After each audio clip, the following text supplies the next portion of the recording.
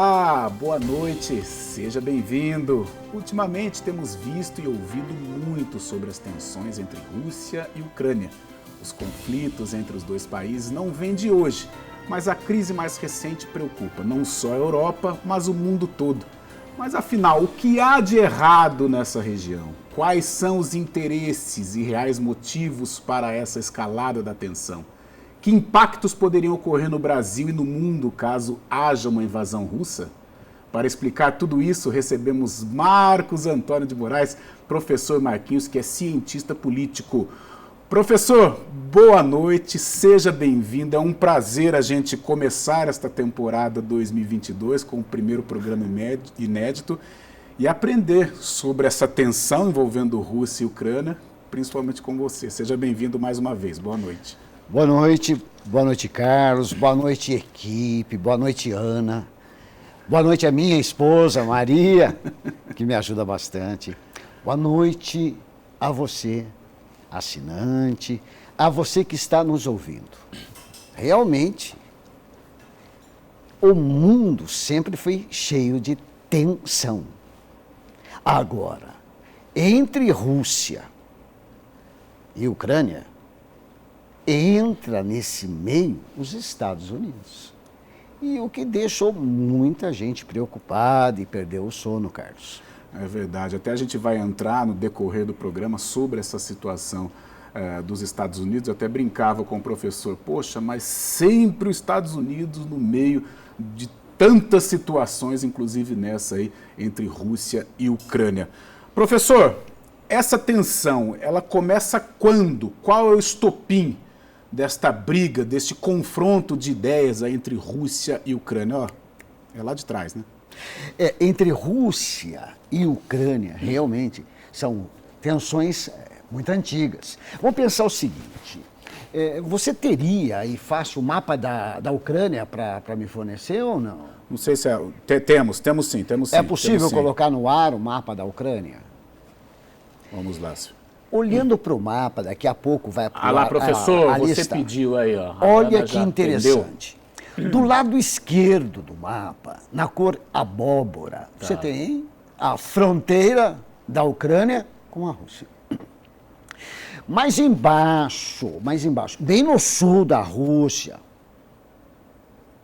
parte direita, ainda a cor de abóbora, é a Geórgia.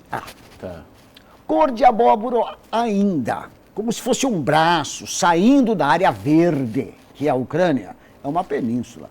É a península da Crimeia. Note que a Rússia, a Geórgia e a Crimeia estão na mesma cor. Sim. Opa, então a gente está bem, somos iguais, pelo menos politicamente falando. Agora, a parte verde, a Ucrânia, já está destoando em tonalidade. Note os seus países vizinhos. Lá em cima, lá no norte, está escrito Bielorrússia. Sim. Aliada da Rússia, aliada irmã.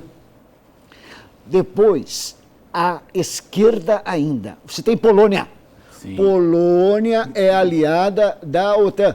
Pertence à OTAN. A OTAN é um braço militar criado logo após a Segunda Guerra Mundial para defender os países da Europa Ocidental contra o avanço do comunismo.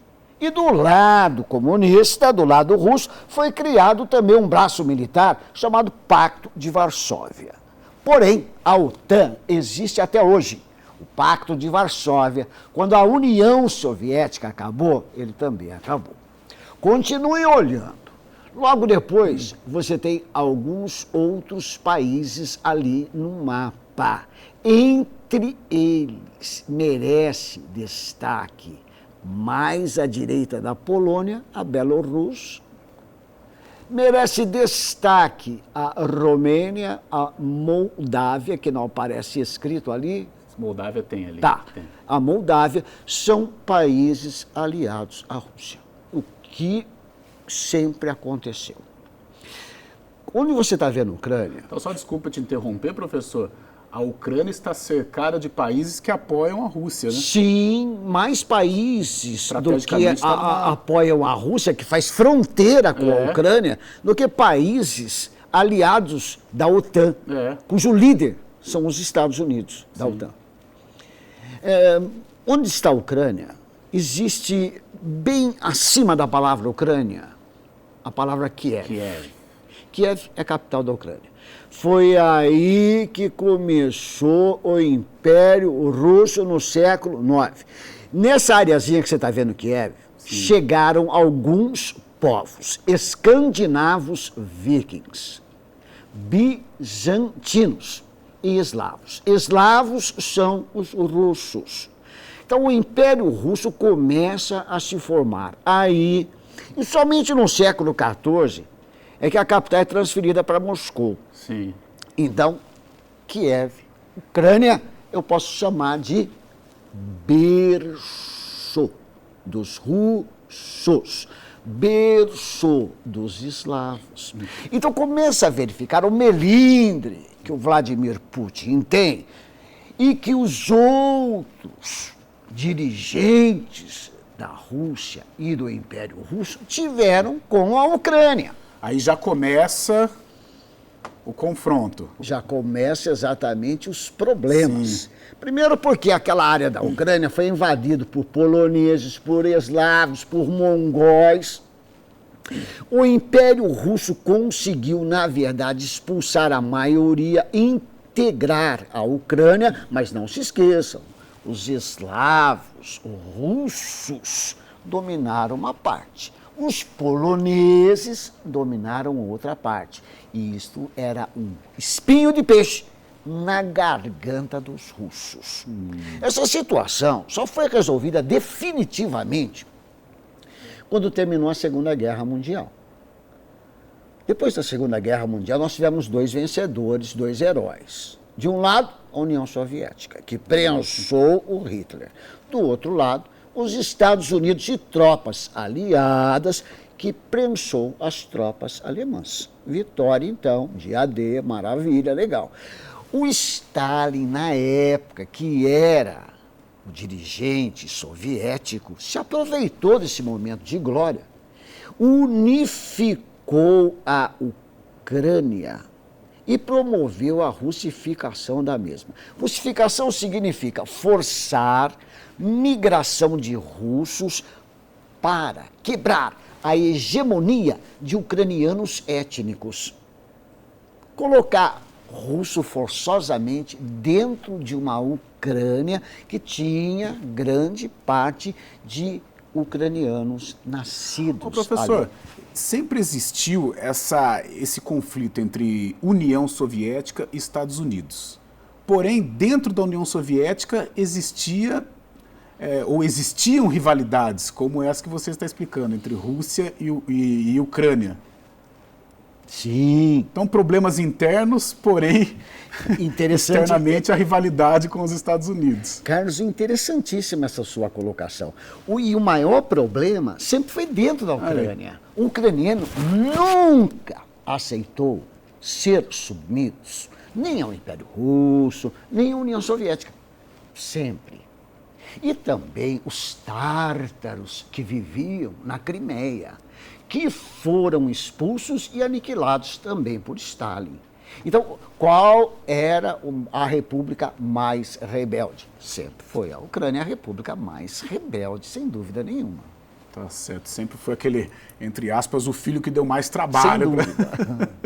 Tá certo. Professor, cerca de 4 milhões de ucranianos morreram de fome entre 31 e 34. Isso porque, quando Stalin assumiu o poder, ele determinou a criação de fazendas coletivas. O que isso significa? Legal. Antes de Stalin, o poder estava concentrado nas mãos de Lenin. E o Lenin assumiu o poder em novembro de 1917. Porque em maio de 1917, no nosso calendário, quando houve a revolução do proletariado, quem assumiu foram os mencheviques, liderados por Kerensky. Os bolcheviques, liderados por Lenin, só vão assumir em novembro de 1917, quando Kerensky perde poder. Muito bem, o que o Lenin fez? Nada, ele não podia fazer nada. Todos os donos de terra, donos de comércio, donos de indústrias da região eram contrários à centralização da economia. Eram contrários ao comunismo. Então ocorreu uma guerra entre o exército branco, dos kulaks, proprietários de terras e negócios, e o exército vermelho, liderado por Trotsky, para tentar ganhar essa parada. Carlos levou 5 anos. 1917 a 1922, nada resolvido. Em 1922, o Lenin falou, vou mudar a política. Vou fazer uma pequena abertura para o capitalismo. Então ele propôs 2 modelos agrícolas. O kolkhoz, que era uma cooperativa agrícola, onde o pequeno e o médio proprietário tinham o direito da terra e tinham o direito de comercializar sua produção.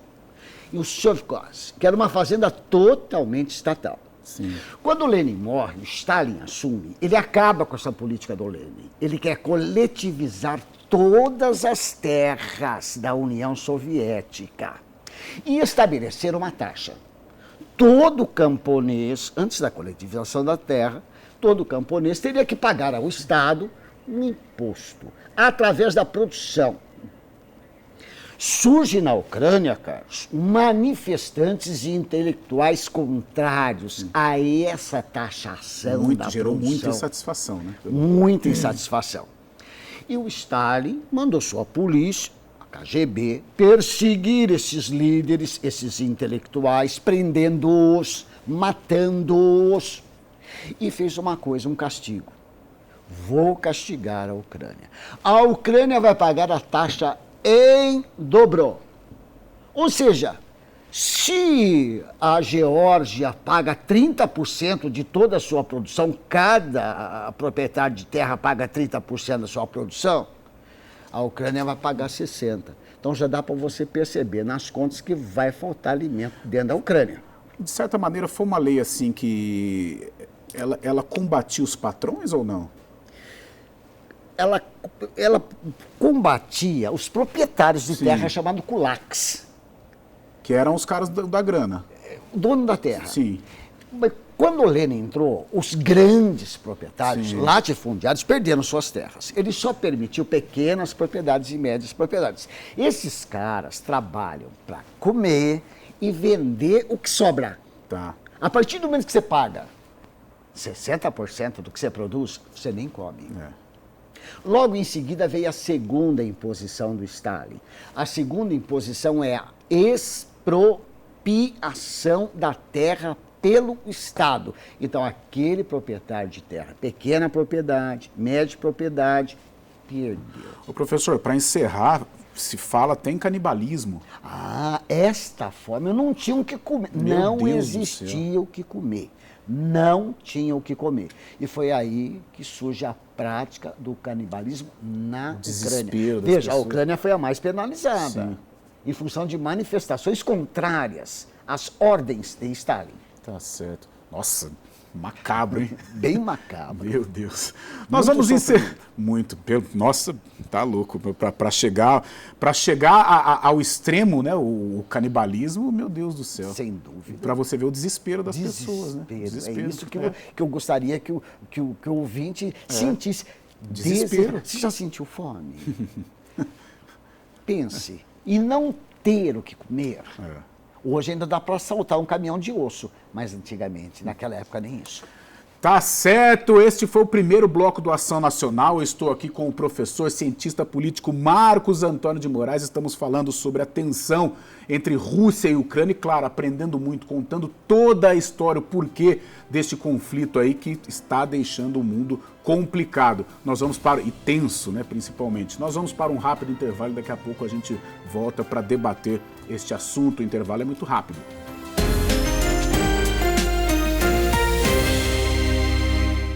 Voltamos para o segundo bloco do Ação Nacional. O tema de hoje é a tensão entre Rússia e Ucrânia. Eu estou aqui com o professor, cientista político Marcos Antônio de Moraes. Estamos aprendendo, aliás, com o professor, aprendendo e muito.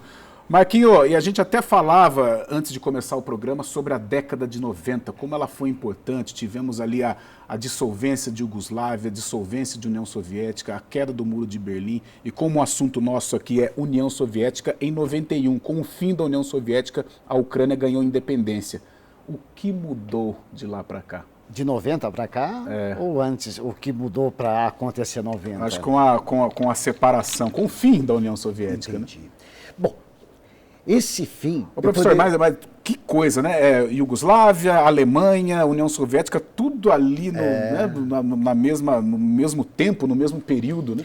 Interessante é o seguinte, esse fim teve um começo, e você precisa entender o começo do fim. Sim. A situação estava muito ruim para a União Soviética em função da terceira revolução industrial. A revolução técnico, científica e informacional, tecnologia. Então, pensa comigo. A maior parte das grandes empresas passaram a automatizar suas fábricas, colocar robôs. E com isso a mão de obra começou a sobrar. O desemprego começou a aumentar no mundo capitalista. A União Soviética, os países socialistas, de um modo geral, preferiram não fazer isso, principalmente a União Soviética nessa época. Porque não é do partido gerar desemprego, mas não teve outro jeito. A União Soviética naufragou nas suas dívidas, principalmente na época de Leonid Brezhnev, que passou a governar de 79 até 84, e invadiu o Afeganistão. Agora, isso é dívida, acima de dívida. O país estava naufragado. A União Soviética estava fora dos trilhos, foi aí que o Partido Comunista da União Soviética resolveu pegar um reformista da ala jovem chamado Leonid Brezhnev para recolocar o país nos trilhos. Quando ele chegou, ele falou, opa, é comigo mesmo. Ele adotou dois modelos de cara, muito precipitadamente, segundo a maioria dos políticos. A Glasnost foi um modelo político adotado por ele que permite o pluripartidarismo, e isto anula o Partido Comunista, que permite as eleições diretas para todas as repúblicas da União Soviética.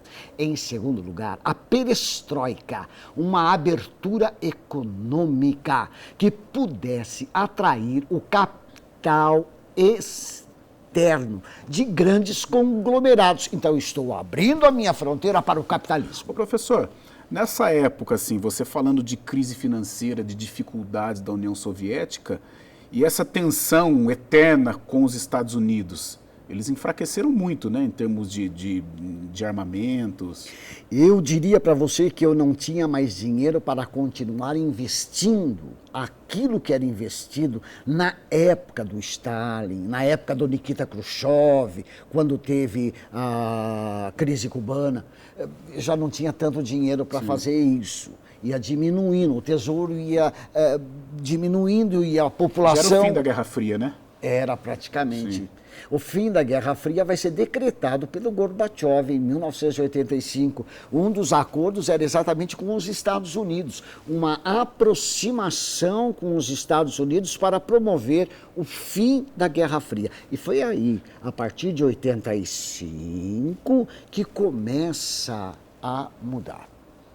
Essa abertura política, essa abertura econômica contagiou os países do leste europeu socialistas submissos à União Soviética. Com isso, em 89, cai o Muro de Berlim. Com isso, em 1990, as duas Alemanhas são reunificadas sob a égide da democracia, ou do Partido Social Democrata, ou da democracia social. Em 1991, o Mikhail Gorbachev não aguenta mais. Mesmo porque a Ucrânia já estava independente, conseguiu sua independência em novembro. A Letônia, Estônia e Lituânia também não queriam participar. Então não houve outro senão, a não ser Gorbachev desistir da presidência, renunciar. Isso aconteceu em dezembro de 1991 e, com isso, a União Soviética deixou de existir imediatamente. A Rússia, a Bielorrússia, se uniram, junto com a Moldávia, para formar a SEI, através de um tratado chamado Minsk. Minsk é a capital da Bielorrússia. Esse tratado formaria, então, um grupo de países ex-socialistas, com exceção dos países bálticos, que não aceitaram entrar, para não se enfraquecerem. A liderança da SEI sempre esteve nas mãos da Federação Rússia, maior país em área do planeta Terra e que herdou parte de todo o arsenal bélico que a União Soviética possuía. Sim. Daí a sua importância geopolítica, daí a sua importância vibrante militarmente até hoje. Todos os mísseis soviéticos, a maior parte, ficou com a Federação Russa. E aí vem as grandes reformas de 90. Ninguém esperava que esse gigante vermelho, que durou durante 70 anos, pudesse se quebrar. E o que é que provocou a quebra desse gigante, se não essas reformas propostas por Gorbachev em função de um cofre quebrado? Sim. E os Estados Unidos, nessa situação, a gente sempre fala que ele está envolvido com o enfraquecimento da União Soviética, com o fim da União Soviética. Qual que é a posição dele, assim? Excelente pergunta. Com o fim da União Soviética, sob o ponto de vista político, os Estados Unidos... Não tenho mais rival? Falou, pô, legal, sou eu quem mando. O mundo é meu. Sou eu quem mando.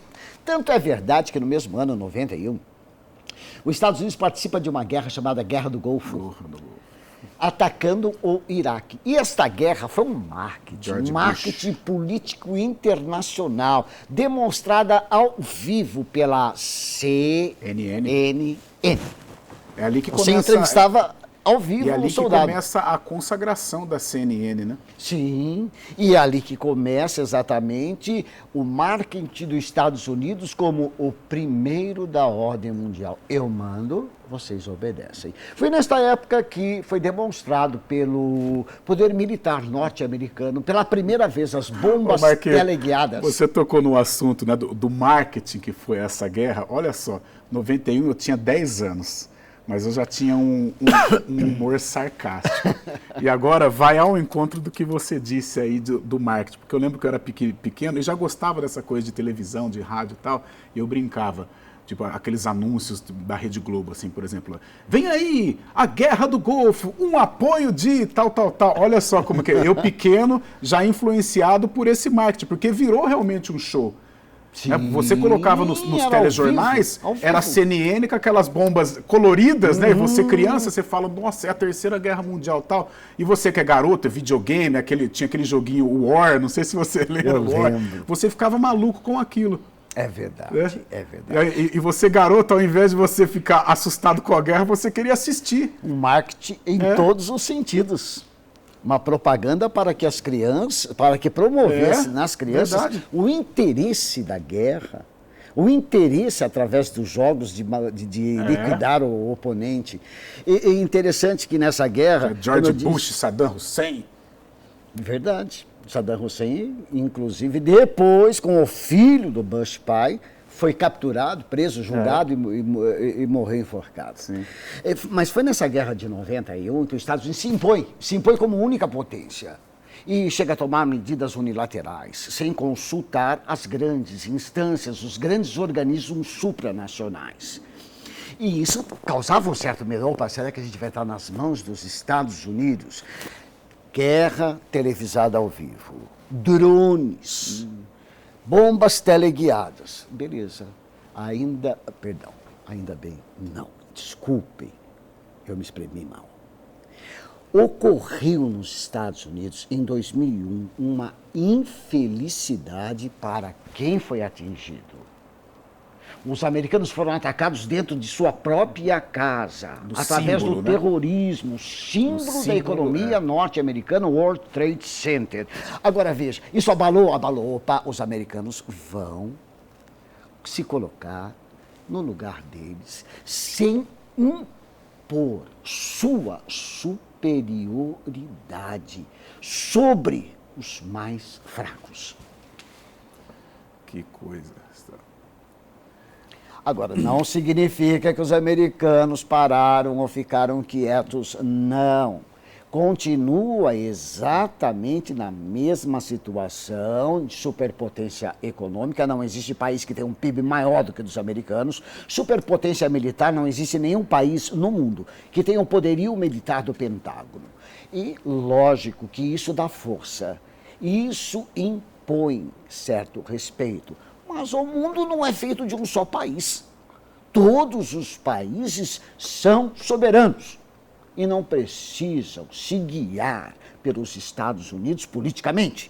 Comercialmente até que dependem, politicamente não. Tá certo. Professor, estamos encerrando o segundo bloco. Eu vou fazer uma pergunta, você só vai falar sim ou não para deixar o telespectador ligado. A Rússia tem algum interesse sobre a Ucrânia? Esse sorriso já diz tudo. E vai ser o tema do nosso terceiro bloco aqui do Ação Nacional. Aliás, o primeiro Ação Nacional inédito, né, dessa temporada 2022, começando com esse assunto que está deixando o mundo assustado realmente, a tensão entre Rússia e Ucrânia. Estamos aprendendo de onde vem, né, desde lá do início até aqui, e nós estamos repercutindo muito aqui no Ação Nacional com o professor Marcos Antônio de Moraes, professor e cientista político. Mais um aprendizado aqui no Ação Nacional. O intervalo é muito rápido.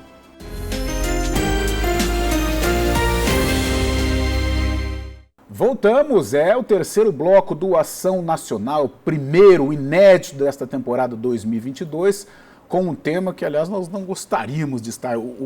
A história é importante, mas o tema é pesado. É a tensão entre Rússia e Ucrânia. Eu estou aqui com o professor Marcos Antônio de Moraes, que eu tenho o prazer de chamá-lo de Marquinhos, tal a intimidade. Precisamos marcar mais bate-papos, viu, professor?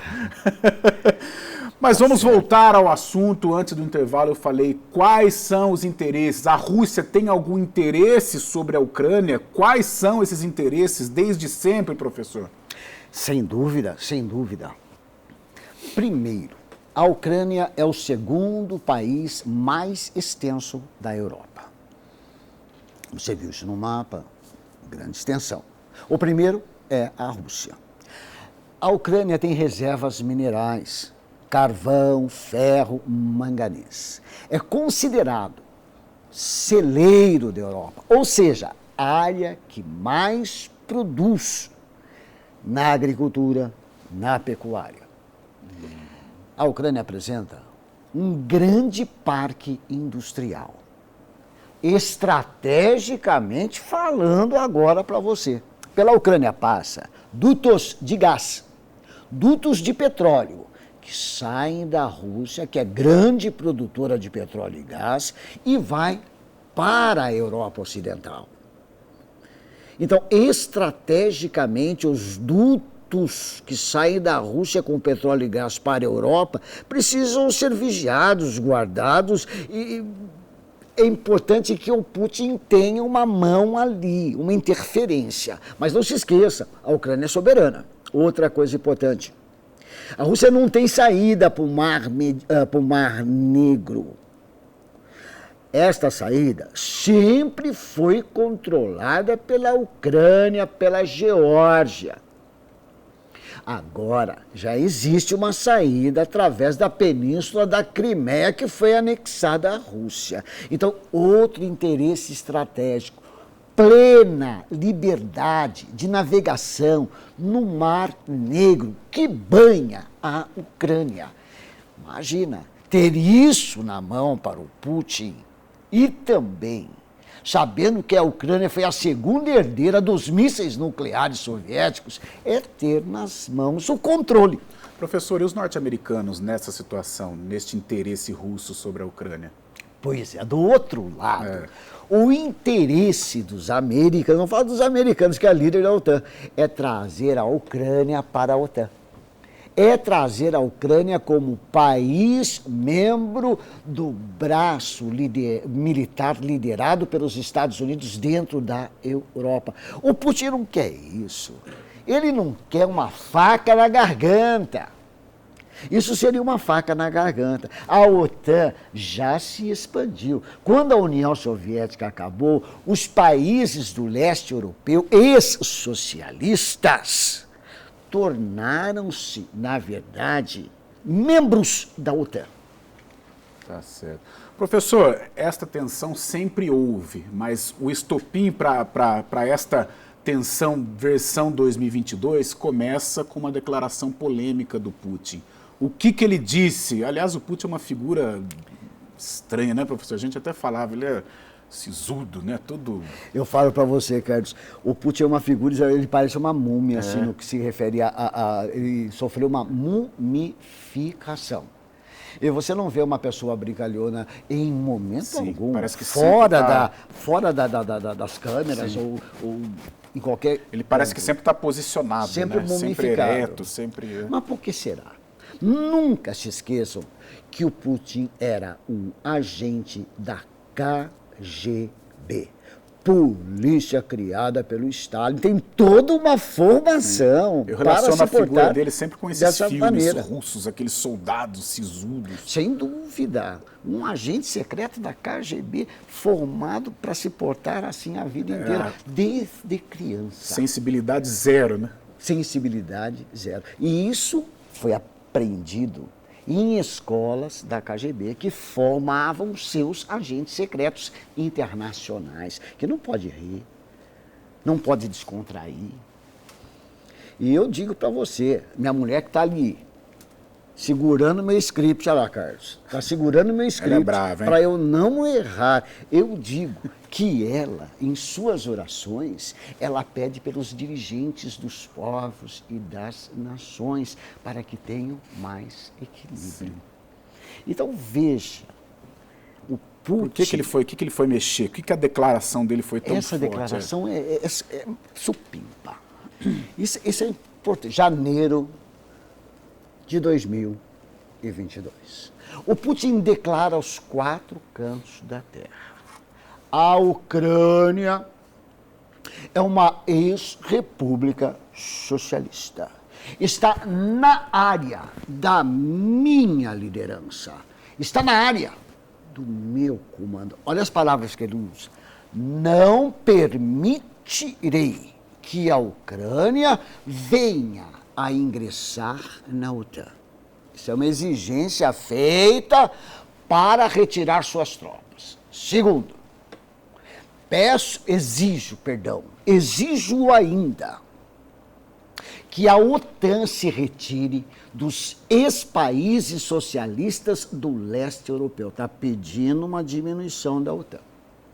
Terceiro, exijo que os Estados Unidos retire todos os mísseis plantados na Europa. Gente, muita coragem. É coragem demais você exigir isso e tendo exatamente um recado direcionado para quem? Para o líder da OTAN. Quem é? Estados Unidos. Sim. O recado está direcionado. E uma ameaça, evidentemente, para toda a Europa, para toda a ordem mundial. Esse tipo de situação é que criou a alta tensão. A tensão sempre existiu. Criou a alta tensão dentro dessa situação. Uma escalada da tensão, vamos assim dizer. Sim. O Biden nessa história, qual que é o posicionamento dele, assim, claro, como o maior representante dos Estados Unidos, mas o que ele disse sobre toda essa... Ele não perde a oportunidade. Importante saber isso. Como se fosse, Carlos, num jogo de pôquer. E na mesa você tem Rússia e Estados Unidos, os únicos dois que sobraram nessa mesa de pôquer. O Putin apostou alto. Sim. Ao fazer essas exigências ao parceiro Estados Unidos aqui na mesa de pôquer, ele apostou alto. Muitos diziam que ele estaria blefando, mas que não daria para dizer se é ou não um blefe, porque a situação seria imprevisível diante daquilo que ele estava fazendo, colocando tropas na fronteira da Ucrânia, desta vez na Bielorrússia, na Moldávia e ainda na fronteira leste, aumentando o efetivo militar que estava ali já desde 2014. Então, a situação tornou-se tensa e o Biden, que não perde, ele se pronunciou da seguinte forma: o cenário diplomático continua aberto. Estamos propondo uma saída diplomática, eu e meus parceiros europeus, mas estamos preparados também para o pior cenário. Nunca se esqueçam.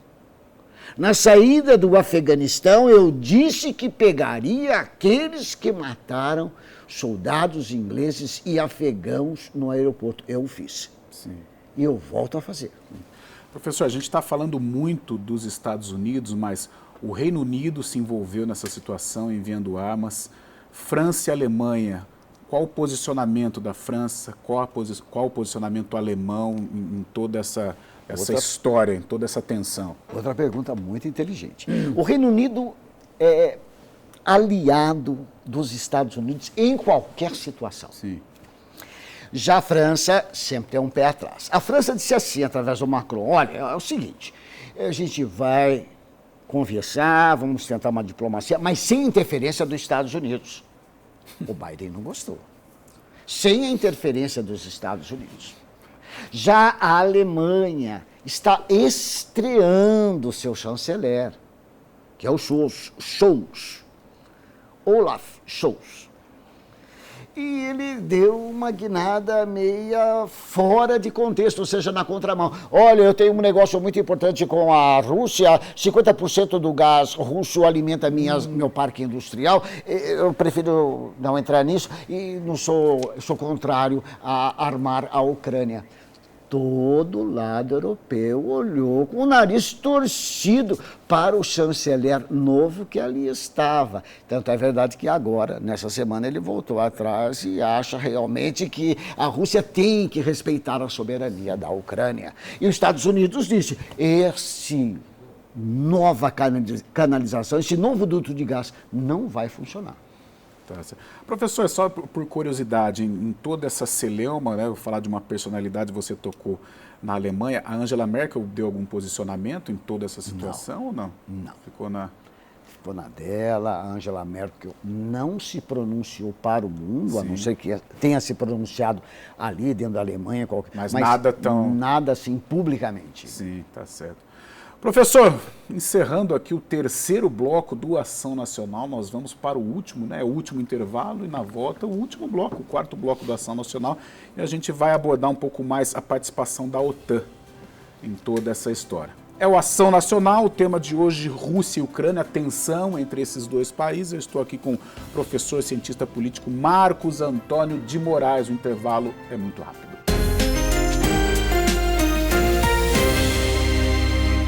Voltamos, o último bloco do programa Ação Nacional. Eu estou aqui com o professor, cientista político Marcos Antônio de Moraes. O tema de hoje, a tensão entre Rússia e Ucrânia. Professor, e o papel da OTAN, o posicionamento da OTAN, as ações da OTAN em toda esta situação? Muito bem, Carlos. Primeiro, os Estados Unidos não aceita nenhuma das exigências do Putin. Não aceita nenhuma. Quanto à OTAN é muito clara. Ela diz que se a Ucrânia quiser, ela poderá ingressar, já que a Ucrânia é um país soberano e não precisa seguir as ordens autocratas do Vladimir Putin. Então, as pessoas falam, está tudo mais... Não está calmo. Estados Unidos não aceitou nenhuma das exigências do Putin. O Putin retirou parte do seu efetivo, que ele dizia que estava fazendo um exercício, tanto na Crimeia quanto na Bielorrússia. Então, toda a tropa que faz o exercício, findo este exercício, volta, retorna. Então, o Putin sempre disse, esse vai e vem de tropas é rotineiro. Não é bem assim. Eu não tinha tanta tropa na Ucrânia, não tinha tanta tropa na Bielorrússia. Passei a ter. Ele tirou parcialmente as tropas. As tropas do leste da Ucrânia, onde estão Donetsk e Lugansk, que são áreas russas, ou seja, de ucranianos com descendência russa que desejam ser integrados à Rússia. O efetivo do exército continua com muitas armas, muitas munições e, segundo os Estados Unidos, mais de 100 mil soldados. Então, nada foi resolvido a respeito disso. A OTAN segue a cartilha de John Biden, ou seja, se não for resolvido por via diplomática, vamos atacar. São 30 países que formam a OTAN. Bem, e o Brasil não está dentro da OTAN, mas ele vota. Ele tem votado exatamente para a neutralidade, ou seja, não impor sanções à Rússia e encontrar uma via diplomática para essa saída. Inclusive, você falou é a notícia do dia da gravação. A notícia é essa: a OTAN desconfia com relação a essa retirada das tropas russas. Sem dúvida nenhuma. Existe essa desconfiança, porque tem tropas chegando ainda, né? Tem tropa chegando, tem tropa saindo. Ele diz que trata-se de exercício militar. Mas, se você verificar os exercícios militares anteriores, este é mais assintoso. E houve um reforço militar por parte da OTAN também. Professor, faltando aí 8 minutos para o término do programa, eu gostaria que você falasse a notícia que agitou aí os telejornais, a visita do presidente Jair Bolsonaro lá, o que tem a ver, o que representa para nós do Brasil, o que seria essa visita do Bolsonaro ao Vladimir Putin? Bom, para nós do Brasil, desculpe, pessoal, nada. Para ele, Bolsonaro, muito. Então, veja, o Bolsonaro e o Brasil estão praticamente isolados dentro do cenário internacional em função do perfil político assumido pelo nosso presidente dentro das relações internacionais. Ótimo. Em dezembro, ele recebe um convite do Vladimir Putin para visitar a Rússia. Ora, ele agarrou com as duas mãos esse convite. Uma projeção internacional com um líder geopolítico de grande peso, que é a Rússia e que é o Vladimir Putin. E isso vai servir praticamente de trampolim dentro do ano político que nós estamos vivendo aqui no Brasil. Tá. Bom, mas o que é que foi dito ao povo em geral? Que ele iria lá apenas para fazer relações comerciais no que diz respeito à garantia da matéria-prima que nós importamos da Rússia para fabricar fertilizantes aqui no Brasil, já que o agronegócio brasileiro é a nossa principal pauta de exportações. Sim. E a Rússia é um grande parceiro econômico brasileiro? Não. A Rússia, para a Rússia, em nossa lista, é o 36º país que importa produtos brasileiros. Professor, e um apoio do Brasil à Ucrânia, economicamente, o que poderia representar para a gente? Eu diria para você que a Ucrânia diz o seguinte, a embaixada ucraniana aqui em Brasília diz o seguinte: o Brasil é um país importante para nós. É o nosso maior parceiro comercial dentro da América do Sul. Vive no Brasil cerca de 600 mil ucranianos. Sim. Então, a postura política do Brasil deveria ser, no mínimo, vai visitar a Rússia, visite também a Ucrânia. Pelo menos equilibre esta visita para que não fique tão mal. E o que importa essa visita do Brasil à Ucrânia, caro ouvinte, importa muito. Importa muito na unificação da Ucrânia. E importa muito no que já vem acontecendo com a escalada dessa tensão, que é a alta do preço do barril do petróleo, que pesa no bolso de qualquer um. Sem dúvida. O petróleo chegou a cerca de $90 com essa tensão. Pesa no bolso de todos nós. Ela influencia no comportamento das bolsas de valores a nível mundial. ela influencia na taxa de câmbio, consequentemente no preço das mercadorias, na inflação que sobe e corrói o meu e o seu salário, Carlos, e o salário de todo mundo. Então não é bom para ninguém no mundo, nenhum país no mundo, que esta invasão realmente ocorra. Dizer que esta invasão um dia não vai ocorrer é realmente ser mágico, ter uma bola de cristal. A Rússia não aceita que a Ucrânia venha a pertencer à OTAN. A Rússia não aceita ser um parceiro, amigo da Ucrânia, porque tem interesses grandes. Tá certo. Professor, restando aí 4 minutos para o término do nosso programa, e no nosso ensaio, no nosso bate-papo, na nossa pré-pauta aqui, antes de começar a Ação Nacional, você tocou muito na música Imagine, de John Lennon. E a gente já conversou, já bateu muito papo, e você é um Beatle maníaco, né, de mão cheia. Sem dúvida, sem dúvida. E você fala que o sonho do John Lennon é um sonho de todos, né, da paz, de não ter fronteiras. E gostei quando você explanou sobre essa música que bate muito nessa situação, sem né, dúvida, sem dúvida, sem dúvida. Da guerra que estamos vivendo. Carlos, equipe, Ana, todos os telespectadores, John Lennon escreveu e cantou a música Imagine. E ele fala nessa música de um mundo sem fronteira, de um mundo onde todos os povos possam viver irmanamente, sem guerra, sem distinção de cor, sem distinção de religião. Um mundo onde haja justiças e não injustiça. Um mundo de paz, um mundo de alegria, um mundo de felicidade. Bom, ele diz que não é o único sonhador. Eu compartilho do sonho dele. Eu pergunto a você que está me ouvindo, quantas vezes, ou melhor, sempre, você almejou a paz? Você almejou a felicidade e a alegria? Que são tão rápidas, passam logo. Mas esses momentos nos trazem felicidade. Mas, ô professor, um mundo igual? O japonês não é igual ao brasileiro. Que é isso, professor? Bicho, Carlos, quantos dedos tem essa mão? 5. Carlos, um é igual ao outro? Não. Todos são diferentes e vivem, unidos até eu morrer. Depois eles vão continuar unidos em ossos, até esses ossos se desfazerem.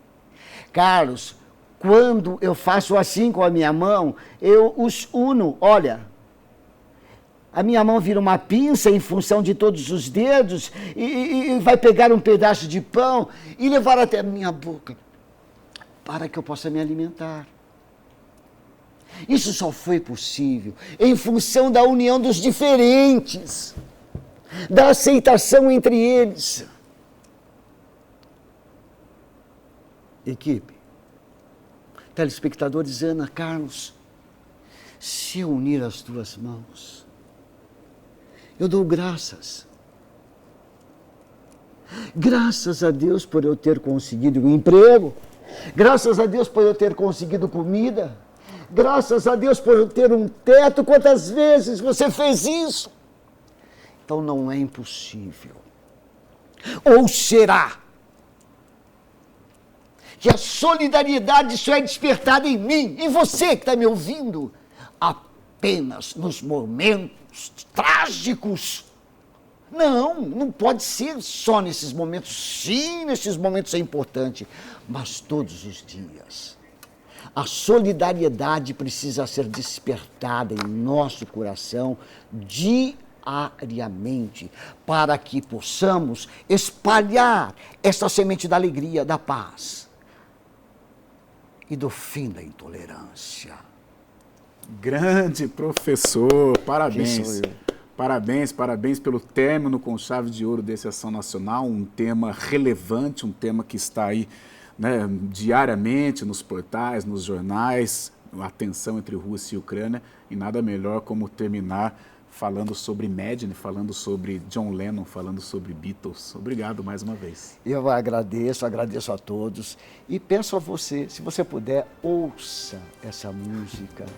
Ela é muito bonita, ela diz tudo, é um sonho que eu quero viver e eu gostaria que você vivesse também. Valeu, professor! Encerrando assim o primeiro Ação Nacional inédito desta temporada 2022, prometendo voltar no próximo sábado, 10h30 da noite. Até lá!